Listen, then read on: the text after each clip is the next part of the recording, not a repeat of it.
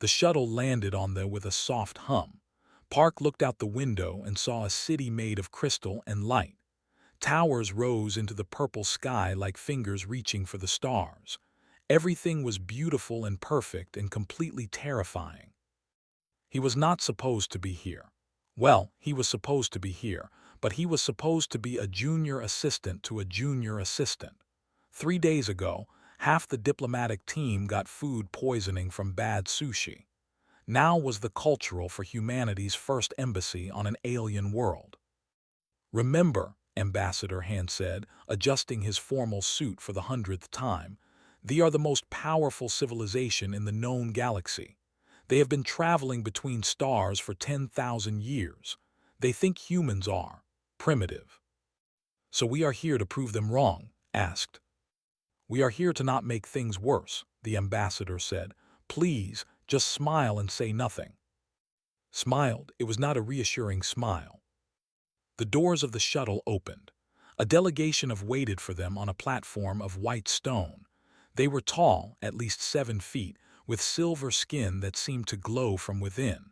Their eyes were large and dark, like pools of ink. They wore robes of flowing fabric that moved without wind. At the front stood a figure even more impressive than the others. He wore a crown of floating crystals and a cape made of what looked like living shadows. This was Emperor, ruler of the Empire and the most powerful being in the galaxy. Ambassador Han bowed deeply. The rest of the human delegation bowed too. Bowed, but he could not stop looking at the Emperor. The man was genuinely impressive. Also, his cape was doing something very strange. Humans, the Emperor said. His voice was deep and seemed to come from everywhere at once. You have traveled far. The Empire welcomes you to our world. We shall observe your kind and determine if you are worthy of joining the Galactic Council. Your Imperial Majesty, Ambassador Han said, his voice shaking slightly, we are honored beyond words. Humanity comes in peace and friendship. We hope to learn from your ancient wisdom. The Emperor nodded slowly. We shall see. There was a long silence. Knew he was supposed to stay quiet. He really did know this. But the cape was moving in a very specific way, and he could not stop himself. Your Majesty, said, stepping forward, I have to say that is a lovely tentacle arrangement you have there. The entire platform went silent.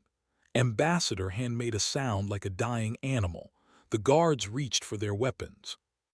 Emperor looked down his dark eyes were unreadable. What did you say?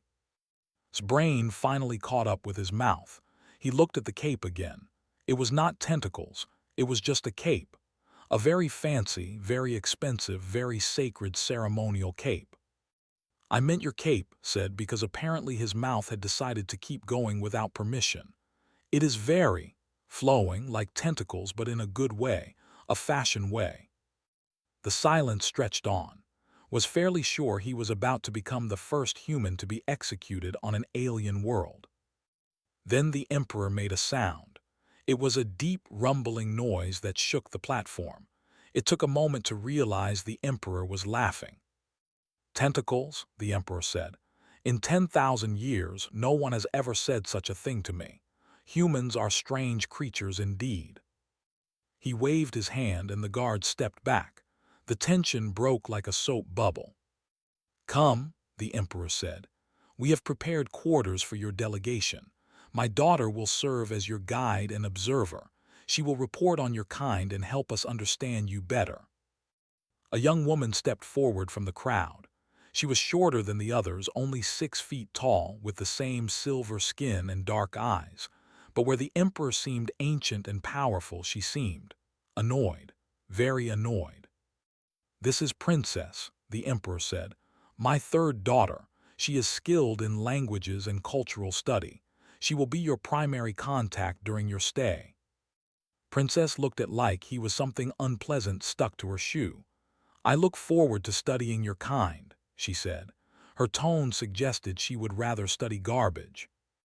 Nice to meet you, Your Highnessness, said, bowing again. I am Park Cultural. Highnessness, Princess repeated. It is a term of extra respect, said. Because you are extra royal. Ambassador Han was quietly having a heart attack behind him, but Princess just stared at with those dark, unreadable eyes. "You are a very strange creature," she said finally. "Thank you," replied. "I try my best." The next few days were a blur of meetings and ceremonies that did everything with extreme formality. There were rules for how to walk, how to sit, how to speak. There were 17 different types of bows for 17 different situations. Forgot all of them immediately. But somehow, nothing terrible happened. They seemed more confused by humans than angry at them. They watched the human delegation like scientists studying unusual insects. Princess watched most of all. She followed everywhere, taking notes on a device that floated beside her. She asked him questions about human culture that he could not answer.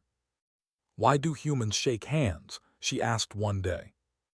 "To show we are not holding weapons," said. "But you have weapons in your pockets." "Well, yes, but the hands are empty. It is the thought that counts." Princess wrote something in her notes. Probably, humans make no sense. On the 5th day, was walking back to his quarters when he found Princess waiting outside his door. She was holding a small container and looking very uncomfortable. "I am told," she said stiffly, "that humans require specific nutrients that food does not provide. I have obtained something called from your embassy supplies. I do not understand why you would eat strings in soup, but I am told it is important." Looked at the container. It was indeed instant, the cheap kind he had packed in his luggage as a comfort food. "Would you like to try some?" he asked. Princess looked horrified. "Eat human food, that would be highly irregular." "Highly irregular is my specialty," said. He opened his door. "Come on, I will teach you about human culture and noodles." Princess hesitated. Then slowly she followed him inside. That night taught an alien princess how to use chopsticks. She was terrible at it. Noodles went everywhere. At one point, she accidentally flung soup onto the ceiling. "This is the most ridiculous thing I have ever done," she said. "Welcome to humanity," replied. Later that night, Princess returned to her quarters and began her first official report to the Emperor. "Day 5 of human observation," she wrote. "Initial assessment was incorrect. Humans are not simply primitive. They are either dangerously insane or operating on a level of social complexity we cannot comprehend. The individual designated Park is particularly confusing. He seems to have no fear and no understanding of proper behavior. He also makes surprisingly good noodles. Recommend further study, preferably from a safe distance." She paused, then added, "The noodles were acceptable. Request more for research purposes." She sent the report and sat in the darkness of her room. Outside her window, the crystal towers of her city glowed against the night sky. Everything was perfect and orderly, just as it had always been. But for the first time in her life, Princess found herself looking forward to tomorrow. She wanted to see what the strange human would do next. It was a very troubling thought. She decided to ignore it. She was not very successful. 3 months passed on the human embassy had become the strangest place in the entire galaxy. It started with the food. Was the embassy chef. She was a small woman with a big personality and an even bigger collection of recipes. When she arrived she took one look at the local food and decided something had to be done. Food was beautiful. Each meal looked like a work of art. The colors were perfect. The presentation was elegant, but the taste was like eating perfumed cardboard. "No spice," said on her first day. "No salt, no flavor. How do these people live?" She set up her kitchen in the embassy basement and got to work.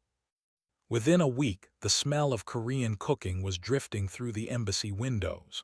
Within 2 weeks, guards were finding excuses to patrol near the embassy at mealtimes. Within a month, there was a black market for. "This is a diplomatic crisis," Ambassador Han said, holding a report. "Nobles are bribing our staff for recipes. The High Counselor has filed a formal complaint about cultural infiltration. They just like good food, said, not looking up from her cooking pot. Is that a crime? On this planet it might be, the ambassador sighed. The High Counselor's name was. He was tall even for with a face like a disappointed statue. He had been against humans from the beginning.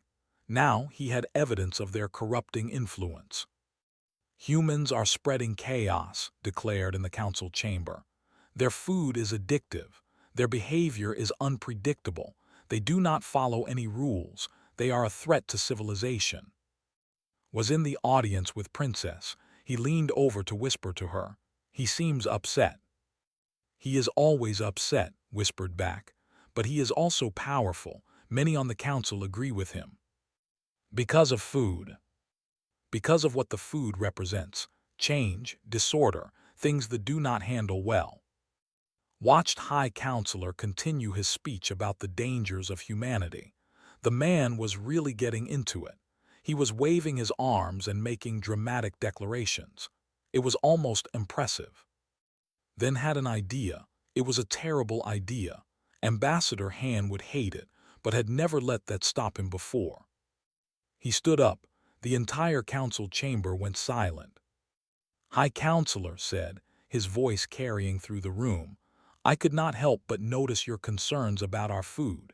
If it is so dangerous, perhaps you would like to prove it yourself. Stared at him. What do you mean, human? A cooking competition, said. You against our chef. If cooking is superior, surely you will win easily. And then everyone will see that human food is nothing to worry about. The chamber buzzed with whispers. Princess Grab's arm. What are you doing? She hissed. You cannot challenge a High Counselor. I just did, said. His face was unreadable. For a long moment he said nothing. The entire council waited. Very well, said finally. I accept your challenge, human. In 3 days we will have this competition, and when I win, your embassy will be expelled from our world. And if we win, asked. Smiled coldly, you will not win. The news of the competition spread across the planet. Everyone was talking about it. The strange humans had challenged one of the most powerful to a cooking battle. It was ridiculous. It was unprecedented. Everyone wanted to watch. He has never cooked anything in his life, Princess said. She was sitting in his quarters eating. This had become a regular thing. She told herself it was for research purposes. Really, said grinning, that is very interesting. You knew this already. I suspected. People who complain about food usually do not know how to make it. Shook her head. You are either very clever or very stupid. I cannot decide which. Why not both, said. The day of the competition arrived. A huge arena had been set up in the central plaza. Thousands had come to watch. Screens floated in the air, broadcasting to billions more across the empire. On one side of the arena stood, surrounded by pots and ingredients and the wonderful smell of Korean spices. On the other side stood High Counselor, surrounded by assistants who were whispering frantically in his ears. He is going to have his servants cook for him, said. That is not allowed, replied. I checked the rules, he has to cook himself. Looked at him with new respect. You planned this. I am a cultural. Understanding culture is my job. The competition began, moved through her kitchen like a dancer. She chopped and stirred and tasted with practiced ease. Her dish was simple, kimchi fried rice with a fried egg on top. Nothing fancy, just delicious. High Counselor stood at his station and stared at the ingredients like they were enemy soldiers. He did not know how to turn on the cooking flame. He burned his first 3 attempts at making sauce. At one point, he cut his finger and spent 10 minutes looking at his own silver blood in confusion. The crowd watched in stunned silence. Then someone started laughing, then someone else. Soon, the entire arena was filled with laughter. Laughter sounded like wind chimes, and right now, the wind was howling. His face turned dark purple with embarrassment. He threw down his cooking tools and stormed out of the arena without finishing his dish. Won by default, but more importantly, she won because her kimchi fried rice was amazing. The judges took one bite and their eyes went wide. One of them started crying. Another asked for seconds. A third tried to hide the plate so no one else could have any. "I have made a mistake," the head judge announced. "I have lived for 300 years and I have never tasted anything like this. Humans are not what I expected." That night there was a celebration at the embassy. Was treated like a hero. Even Ambassador Han was smiling, though he still looked tired. Found Princess standing alone on the embassy balcony. She was looking at the stars with a strange expression on her face. "You should be inside," he said. "The party is for you too." For me, seemed confused. "I did nothing." "You helped me understand culture. Without you, I would not have known about the competition rules. I would not have known that never cooked. You made this possible." Was quiet for a moment. Then she made a sound that startled both of them. She laughed. It was not the polite, controlled sound that usually made. It was a real laugh, loud and free and surprised.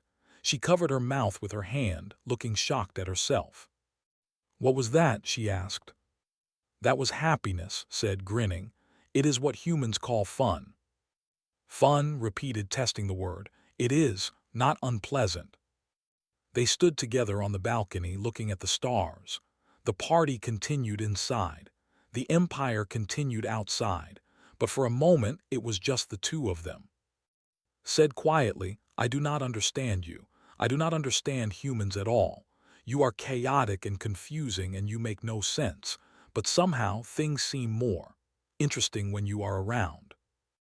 "Is that good?" asked. "I do not know yet," admitted, "but I would like to find out." Later that night, wrote her second report to the Emperor. Week 12 of human observation. Previous hypothesis updated. Humans may indeed be operating on a level of social complexity we cannot comprehend. Their food is certainly superior to our own. The individual designated Park continues to require extensive study. He creates chaos wherever he goes, but somehow the chaos leads to good outcomes. I do not understand how this works. I experienced a phenomenon humans call fun today. It was disturbing. Recommend continued observation. Close observation, very close. She paused before sending the report. She knew her father would read it. She knew he would notice the change in her tone. She sent it anyway. Some things were worth the risk. 6 months had passed since the humans arrived on the. Everything had changed, but nothing had changed more than Princess. She did not notice it at first. Small things happened slowly. She started walking differently, with less stiffness. She started speaking differently, with more expression in her voice. She started thinking differently, asking questions she had never asked before. And she started spending all her time with Park. They ate meals together. They walked through the crystal gardens together. They talked for hours about everything and nothing. Taught her human jokes that made no sense. She taught him history that he forgot immediately. It was ridiculous. It was wonderful. It was terrifying. One night, lay awake in her quarters and faced a truth she had been avoiding. She had feelings for the human. This was impossible. Royalty did not have feelings. They had duties and obligations and political marriages. They did not fall for strange aliens who could not remember which fork to use at dinner. But here she was, lying awake at night, thinking about his smile. "This is a disaster," she said to herself. She was right, just not in the way she expected. Prince Torin was the eldest child of Emperor.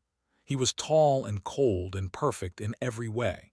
He had been raised to rule the empire, and he took this responsibility very seriously.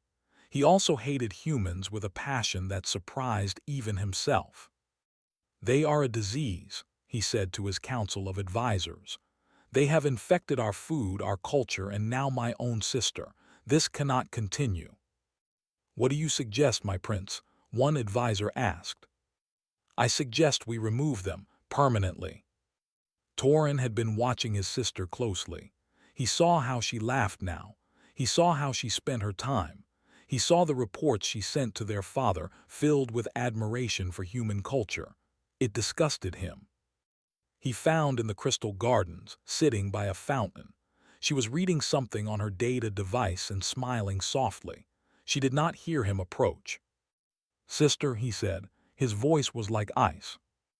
"Jumped, Torin, you startled me." "What are you reading?" "Nothing, research for my observations." Torin took the device from her hands before she could stop him. He looked at the screen. It was a collection of human jokes that had sent her. Most of them were terrible. All of them made her smile. "Research," Torin repeated. His voice was flat with contempt. "Is that what you call this? Give that back. Do you know what people are saying about you? The third princess, wasting her time with primitive aliens, making a fool of herself over a human. Our family has ruled for 10,000 years. We have a reputation to maintain." Stood up, her hands were shaking. "What I do is none of your concern." "Everything in this empire is my concern. I am the heir. And I am telling you now, sister, end this. Whatever this is with the human, end it, or I will end it for you. You cannot control who I spend time with." "Cannot I?" Torin smiled coldly. "Father has given me authority over the human delegation. One word from me and they are expelled from our world. One more word and they never leave." Felt her blood go cold. "You would not." "Try me." Torin dropped the data device on the ground and walked away. Watched him go, her heart pounding. She picked up the device with trembling hands. That night, she did not meet for their usual dinner. She did not answer his messages. She sat alone in her quarters and tried to figure out what to do. The next day, a new problem appeared. A corporation called Nexus Industries filed a claim with the Galactic Council. They argued that human faster-than-light technology was actually derived from ancient designs. Therefore, it belonged to thee as a galactic heritage resource. This was completely false. Humans had invented their FTL drives independently, but Nexus Industries had powerful connections, including Prince Torin. "If they win this claim," Ambassador Han said at an emergency meeting, "they can seize our ships. They can block us from leaving the system. We will be trapped here." "Can we fight it?" asked. "We need someone who understands law, someone who knows how their system works." The ambassador looked tired. "I do not suppose any of us qualify." Thought of, she knew law better than anyone, but she had been avoiding him for days. Something was wrong, and he did not know what. That night he went to her quarters. He knocked on the door and waited. For a long moment there was silence. Then the door opened. Looked terrible. Her silver skin was dull. Her dark eyes were tired. She looked like she had not slept in days. "You should not be here," she said. "I know, but I need your help." He explained the situation with Nexus Industries. He explained what would happen if the humans lost. He did not beg. He just told her the truth. Listened in silence. When he finished, she looked away. "My brother is behind this," she said quietly. "He wants to destroy you. He wants to destroy everything about humans. I figured that out. He threatened me. He said if I did not stay away from you, he would have your entire delegation arrested, or worse." Was quiet for a moment. Then he said something she did not expect. "That explains a lot. I thought you were just tired of my jokes." Stared at him. "Your people are in danger, your life is in danger, and you make jokes." "It is how I handle stress. Also, my jokes are excellent." Despite everything, felt a small smile trying to form. She pushed it down. "This is serious." "I know, that is why I am here. Will you help me?" She should say no. She should protect herself and her family. She should follow her brother's orders and let the humans face their fate. She looked at his face. He was not afraid, he was not angry, he just trusted her. "Come inside," she said. "We have work to do." They worked through the night, pulled up thousands of years of legal records. She explained the systems, the loopholes, the traditions, took notes and asked questions. At some point, Food appeared, had sent us quarters with a note that said, "You two need to eat, stop being dramatic." They ate and kept working. The sky outside turned from purple to black to purple again. Neither of them noticed. "Here," said finally. She pointed to an ancient document on her screen. "The law of first creation. It says that any technology developed in isolation from influence belongs entirely to its creators. No claims can be made against it." "But how do we prove we developed FTL in isolation?" "You do not have to. The law also says that if no records exist of contact with a species before their FTL development, isolation is assumed. And I have checked. There are no such records for humanity." Grinned, "You are a genius." "I am aware." The negotiation took place 2 days later, stood before the Galactic Council and presented the law of first creation. He cited the document exactly as had taught him. He spoke calmly and clearly. Prince Torin watched from the gallery with cold fury. Nexus Industries tried to argue, but the law was clear. The ancient rule had never been challenged because no one had remembered it existed. The council ruled in humanity's favor. The claim was dismissed. The humans were free. Emperor watched everything from his throne. When it was over, he summoned his daughter to his private chambers. Walked the long hallway to her father's room with heavy steps. She knew he knew. He always knew everything. The emperor sat in darkness, only his crown crystals providing light. "You helped him," he said. "It was not a question." "Yes, father. Torin told me to punish you. He wants me to send you away. He says you have shamed our family." Said nothing, she waited. "My daughter," the emperor said slowly, "I have ruled this empire for 300 years. I have seen many things, but I have never seen you happy, not until these humans arrived." He stood and walked toward her. His ancient face was unreadable.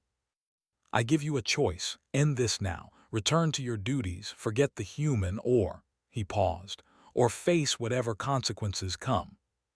Thought about safety. She thought about duty. She thought about 10,000 years of tradition. Then she thought about Smile. "I understand, father," she said. "I will think about it." She bowed and left. Outside the emperor's chambers, she stood in the hallway and looked at her hands. They were shaking. She knew what she wanted. She was just not brave enough to take it. Not yet. She walked to his quarters. She stood outside his door. She raised her hand to knock. And she stood there, frozen, unable to move. Princess stood outside's door for exactly 17 minutes.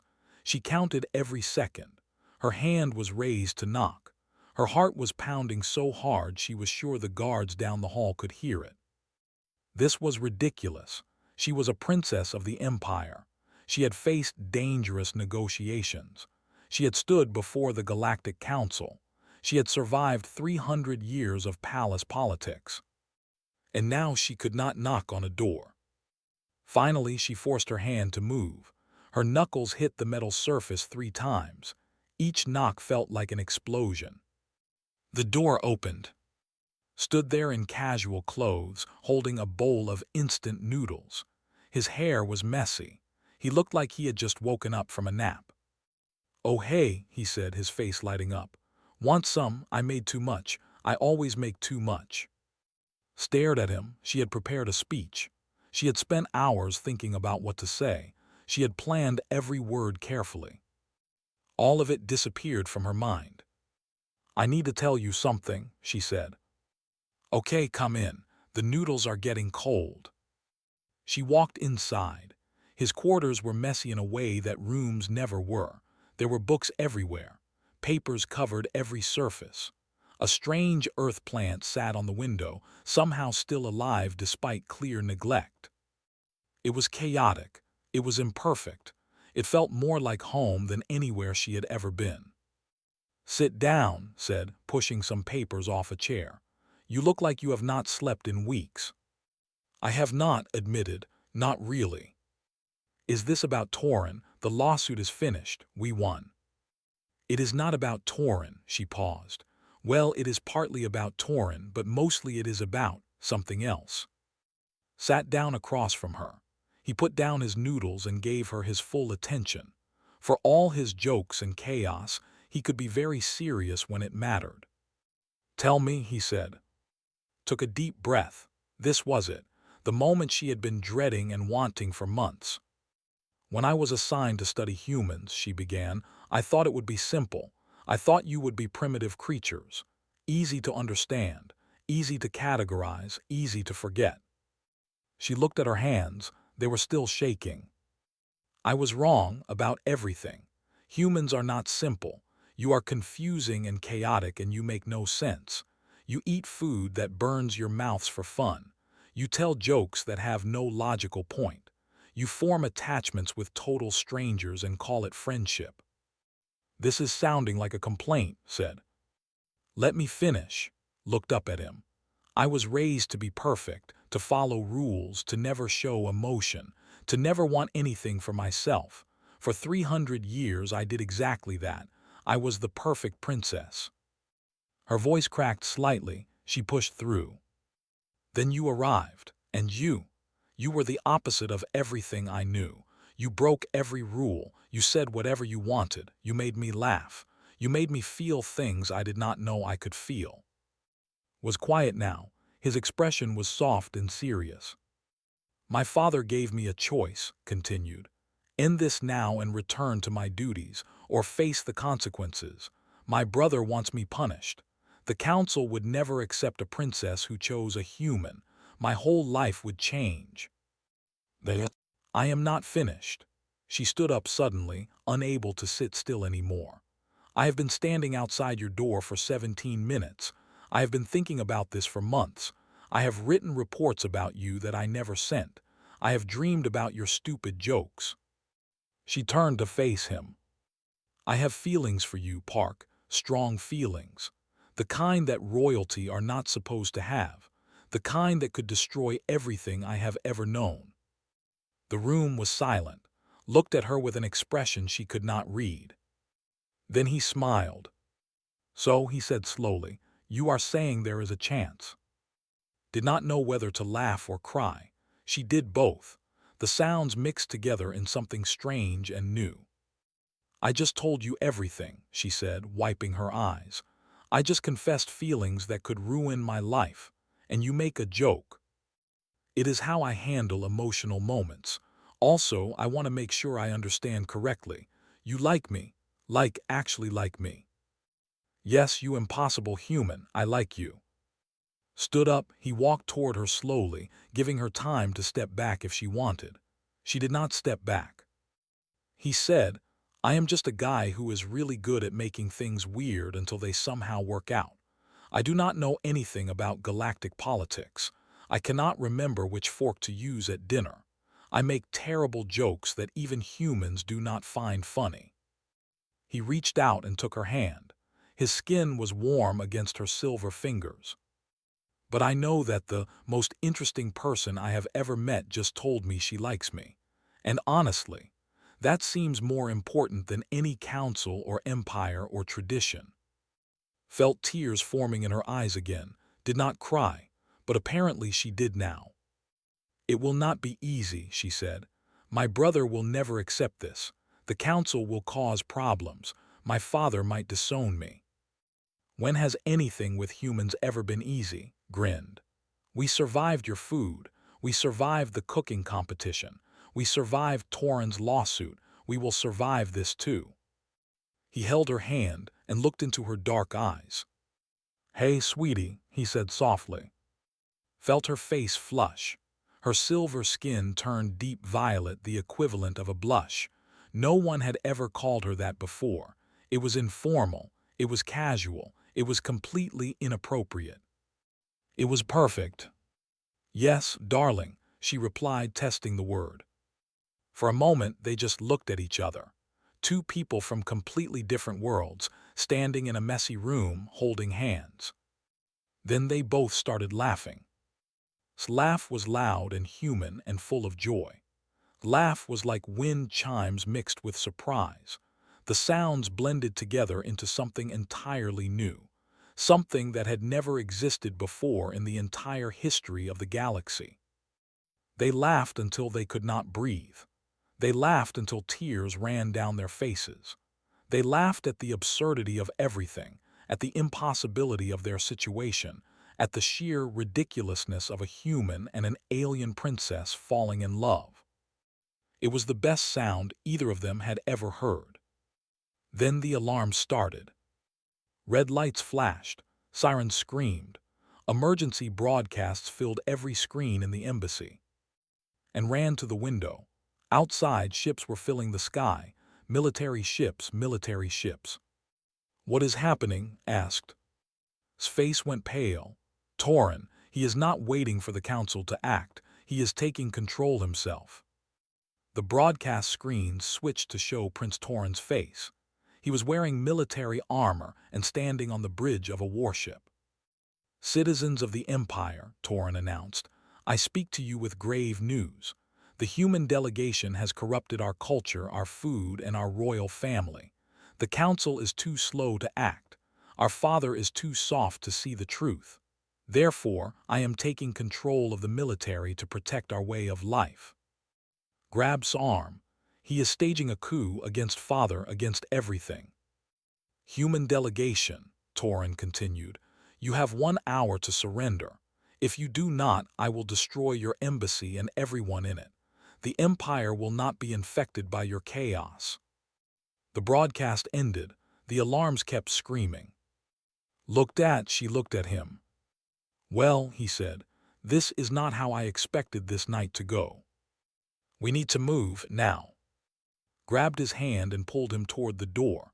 Outside, embassy staff were running everywhere. Ambassador Han was shouting orders.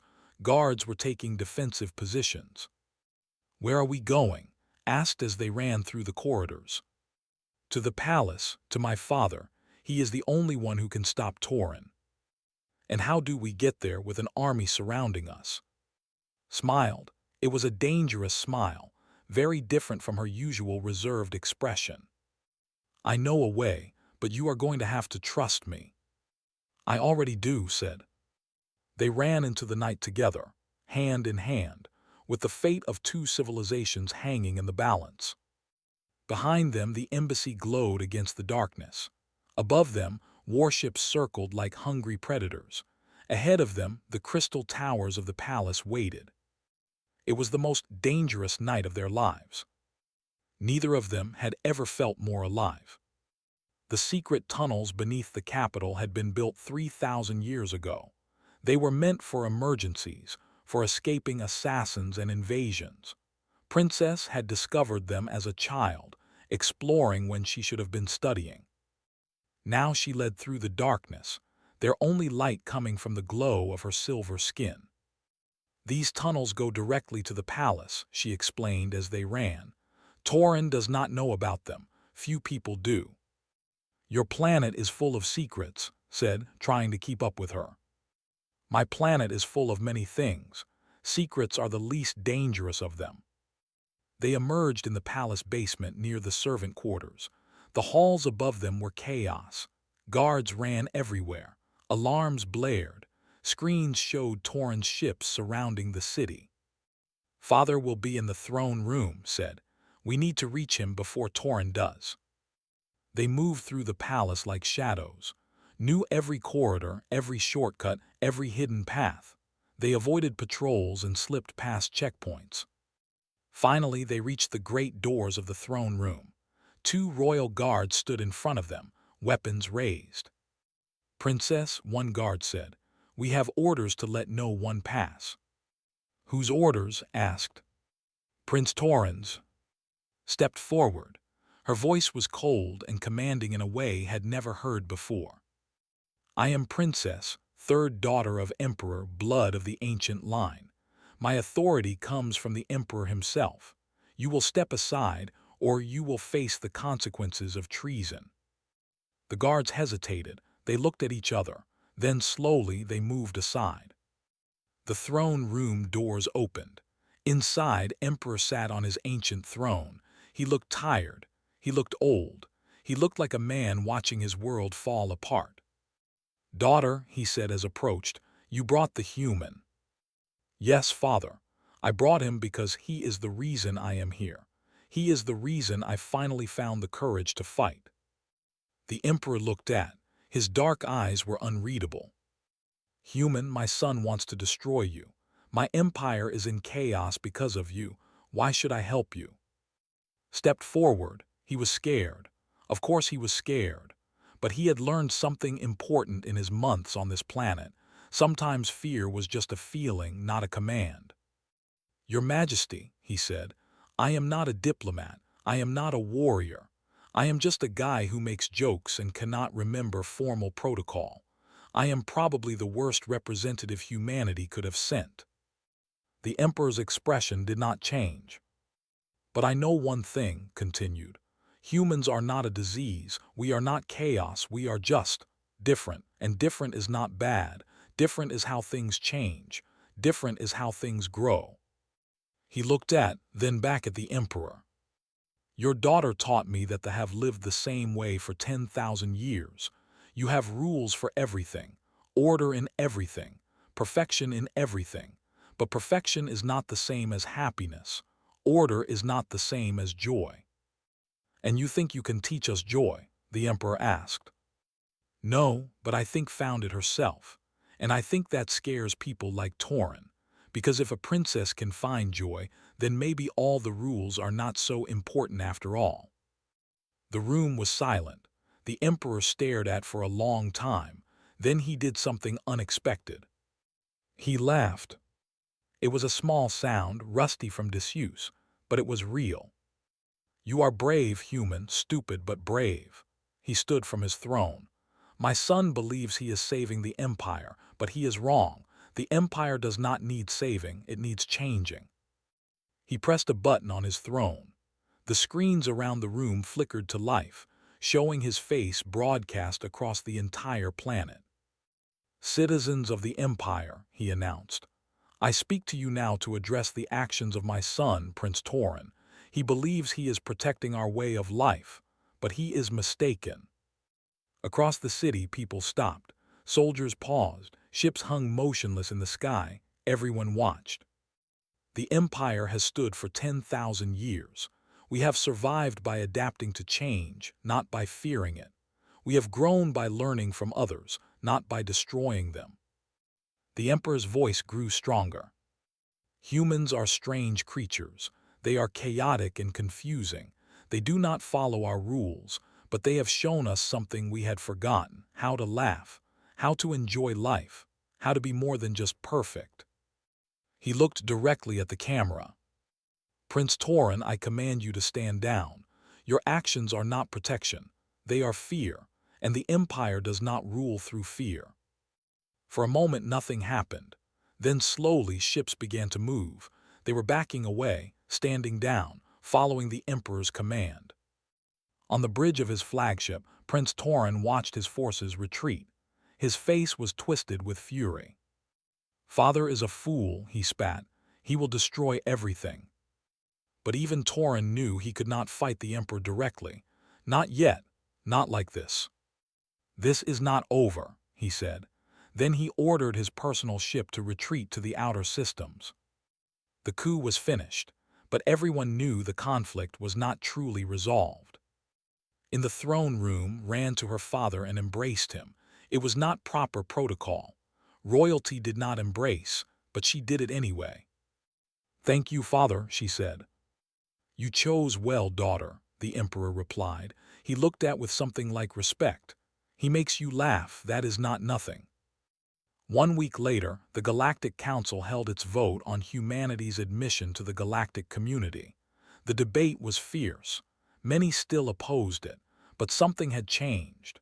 The story of the human who helped stop a coup had spread across the galaxy.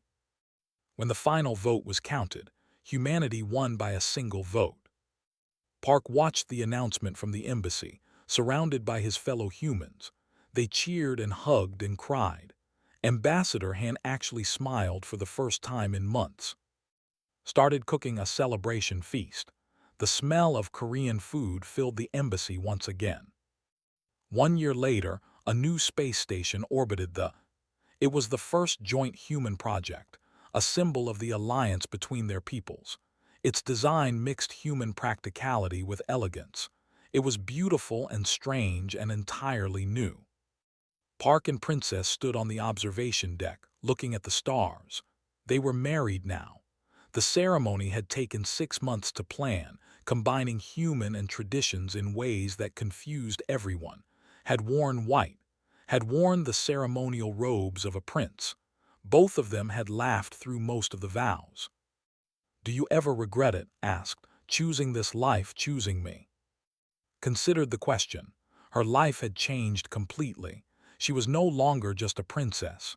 She was a symbol of something new. Some people loved her for it. Some people hated her. Every day was complicated.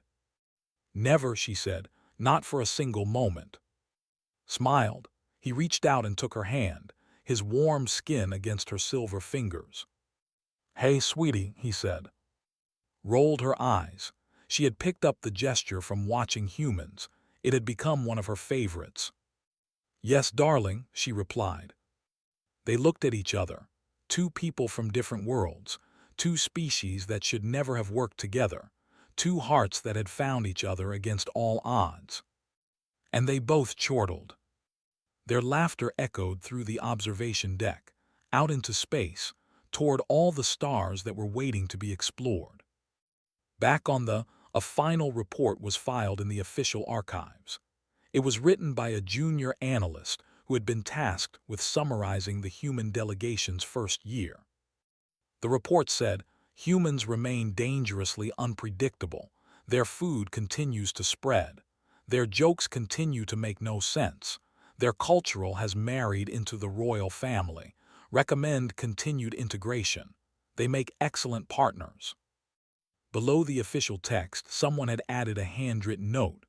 Also, request more for the archives department, for research purposes. The note was signed with a small drawing of a smiling face. It was not proper protocol, but then again, nothing about humans ever was. And somehow, that was exactly the point.